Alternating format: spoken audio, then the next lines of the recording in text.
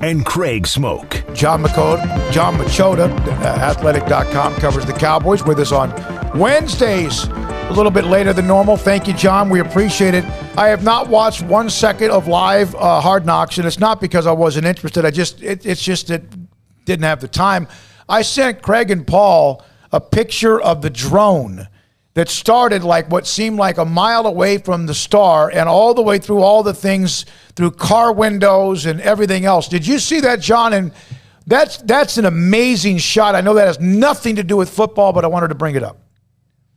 Yeah, it is incredible. I mean, the first thing, I live up at the Star pretty much during the season. I mean, I've seen all that stuff, but it's impossible to like take it all in at once, especially going from outside, past all those shops and restaurants, all the way into, the Ford Center, then into the locker room, up to the meeting room, to the weight room, back outside. It really just shows you that if you did one of those drones at the other one team's practice facilities, I find it hard to believe that maybe all but maybe one other. I've heard Minnesota's is pretty nice, but I think that it would pretty much stand alone outside of that. And whoever came up with that idea was genius, because it's one of those things where you don't have to worry about the team wanting to edit it out, and there's a ton of open space to do that in. And from what I've heard, they had multiple tries at it, because obviously they're into things and they had to start over because it has to be one continuous shot.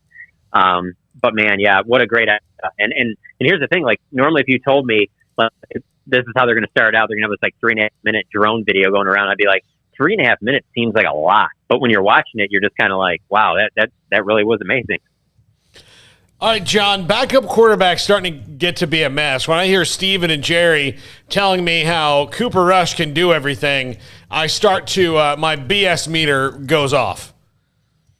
Well, I mean, he can do everything. I just don't know how high of a level. Can he do everything to get you through, a couple series while Dak, getting an ankle taped or something like that, or getting a, cortisone shot? Yeah, probably be fine there. But I don't know if you think that you're going to be winning multiple games if that's your starter for an extended period of time. I don't think they're done at backup quarterback. I mean, of course, however, Cooper Rush, Garrett Gilbert play in this preseason finale on Sunday, that'll go a long way. But then it still comes down to there's still be other guys that could be released, that could be somebody that they're willing to consider. Now, I will say, if that player or players that are from other teams that are cut, if it's even close, I could see them keeping Rush. And the only reason I say that is because he has been around Kellen Moore for a long time. He's been Dak's backup for several years before. Just no one really realized it, because that was in those years where Dak was never hurt. Last year, that's the thing. No one would really care about backup quarterback if Dak didn't get injured last year, because then that would have been 5 consecutive seasons where he started every game. No one would really be talking about backup quarterback. But because it was needed, that's become a hot topic, and no one's really separated themselves. Cooper Rush is having that game on Saturday against the Texans, who it's not like that. It's not like, I mean, there's a good chance the Texans could be the worst team in the NFL this year. So let's act like, oh man, look at that Texans performance. They're set at backup quarterback. Let's see again against Jacksonville, who's another bad team, and let's just kind of see how things go. But certainly they're keeping their eyes and ears open to what else is out there, because they're far from set at that. But if they have to go into the season with Cooper Rush, then they go in the season with Cooper Rush, and you just hope that Dak stays healthy.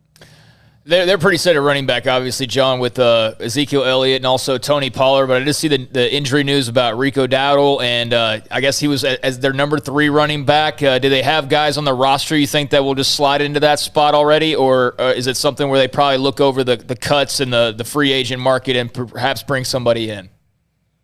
They could potentially bring somebody in, but I did find it interesting that they focused yesterday on Jaquan Hardy in their Hard Knocks episode, focusing on him mainly because he usually wears contacts, and he kind of, they had an issue with him, so now he's doing the rec specs, and obviously guys are cracking jokes and things like that. But of all the training camp practices and what we've seen, whether it was Oxnard back here, he's shown me the most, times where you're kind of like, oh, that was kind of an interesting play right there. Okay, Hardy's got a little juice to him. I mean, you don't really know much about the guys from Tiffin University, so of the guys that are left there, he intrigues me.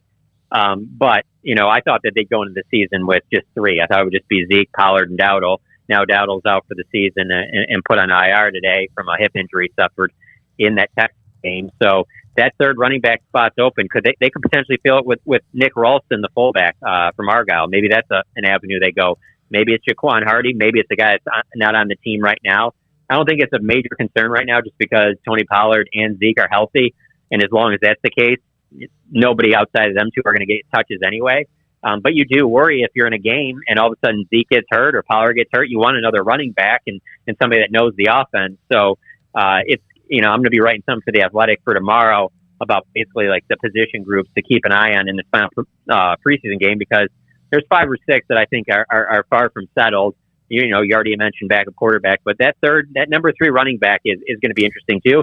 And frankly, it could come down to whoever John Fossil thinks is the best on special teams. So that's a position, that number 3 back, that could end up getting settled in that final preseason game Sunday against Jacksonville. Yeah, there's no question. So they open up with this game on the road against Tampa Bay.